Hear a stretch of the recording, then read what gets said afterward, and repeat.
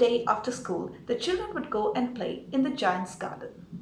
It was a lovely garden with soft green grass, and here and there were beautiful flowers growing like twinkling stars. The garden had 12 peach trees, which in the spring were covered with delicate blossoms in pink and pearl, and in autumn they were loaded with delicious fruits. Birds loved to come and sit on the branches of these trees and sing their songs. And sometimes the children would stop playing their games to listen to them. And then they would tell one another, "Oh, how happy we are here!" Then one day the giant came back. He had actually gone away to visit his friend the Cornish ogre. He was gone for 7 years, and now that he had finished all his conversations, he wanted to be back in his castle. He was greeted by children playing in his garden. "How dare you play in my garden?" The children got so scared that they ran away, and the giant continued to thunder. "My garden is my garden, and only I will play in my garden." And so he built a huge wall around his garden and put up a notice board saying, "Trespassers will be prosecuted." Now the little children had nowhere to go and play. They did play on the road, but it was dusty and full of small hard stones, and they did not like it at all. They missed the garden very much, so they would wander around outside of it and tell one another, "Oh, how happy we were in there." When spring came, all the gardens in the country were covered with beautiful blossoms. But in the giant's garden it was winter. The birds did not care to sing, and the flowers forgot to bloom. One little flower did put her head out of the ground, but when she saw the high wall and the notice board telling the children not to come in, she was feeling so sorry for them that she put her head back on the ground and went back to sleep. The only people who were happy were the snow and the frost. "Spring has forgotten us. It's so delightful. We can stay here all year long." They decided to invite their friend North Wind. North Wind came in so happily because he could just roar around in the garden with nobody to stop him. "Ah, this is so amazing. Let us call Hail." And so they called their fourth friend the Hailstorm. Hail was also super delighted to be here with them, and he spent 3 hours every day rattling the roof and the windows of the castle. And the giant stayed confused. Why hasn't spring come yet? I hope there is a change in the weather soon. But spring never came, nor did summer. And when autumn came, she gave fruits to all the gardens in the country except the giant's. "He's too selfish," she said.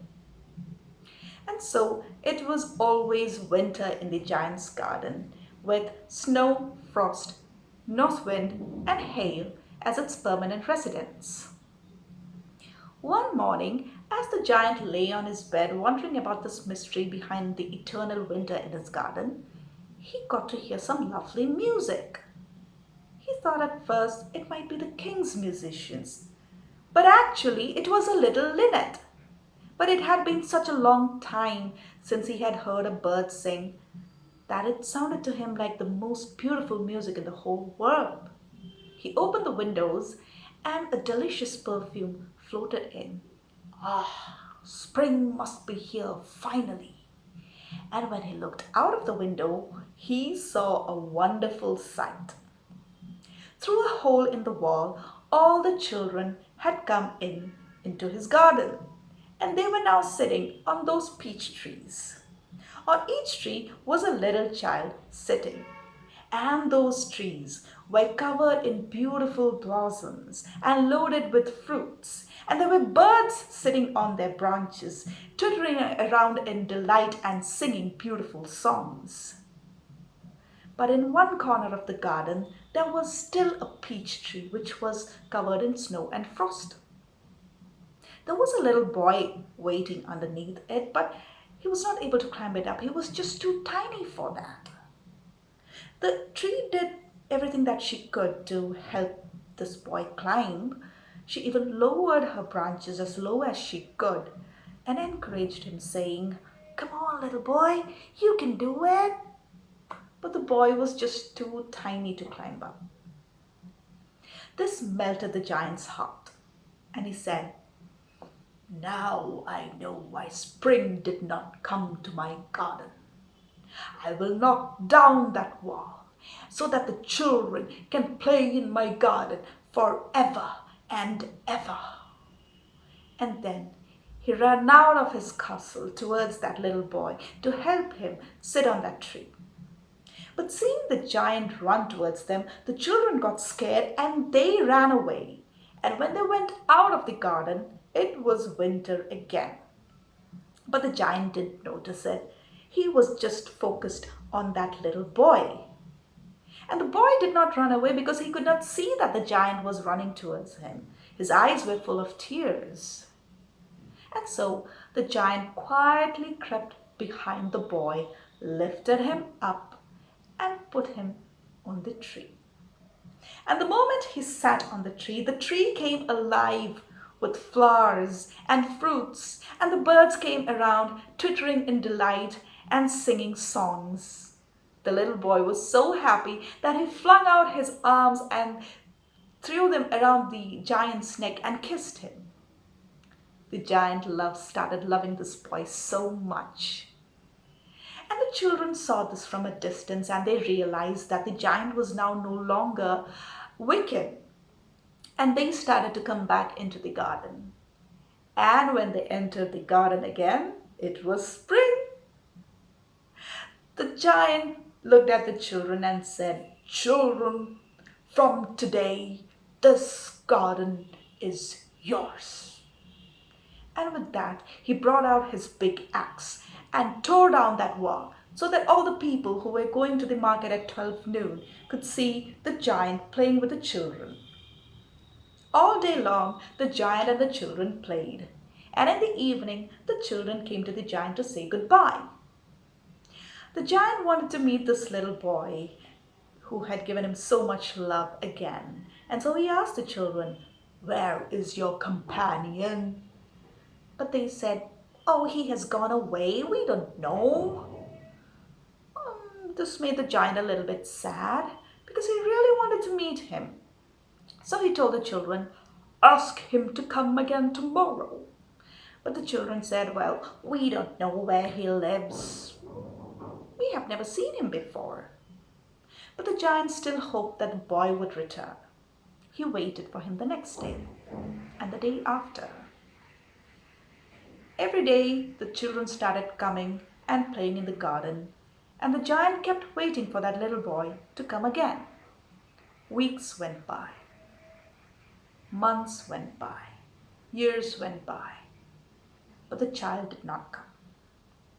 The giant was now old and feeble, and he could now no longer play with the children. So he would sit in his armchair and admire his garden and watch the children play. But in his heart of hearts, he always wanted to meet that little boy again. One winter morning, when he was dressing up for the day, his eye caught a corner of his garden. Even though it was winter, that tree in that corner of the garden was covered with lovely white blossoms, and its branches were loaded with silver fruits. And underneath that tree stood that little boy. The giant's heart was filled with so much happiness that he ran out of his castle to meet this boy. But as he came closer to this boy, his face turned red with anger. "Who dared to hurt you?" For he saw the prints of 2 nails on the palms of that little boy. And he saw the prints of 2 nails on his little feet. "Who dared to hurt you? Tell me that I may bring out my big sword and slay him." But the little boy just smiled and said, "Hey, these are wounds of love. And at that, a giant awe fell upon that giant, and he went down on his knees and with folded hands asked that little child, "Pray, who art thou?" And the child said, "Once you let me play in your garden. Today I have come to take you to my garden, which is paradise." That afternoon, when the children came to play in the garden, they found the giant lying peacefully underneath that peach tree, fully covered in white blossoms.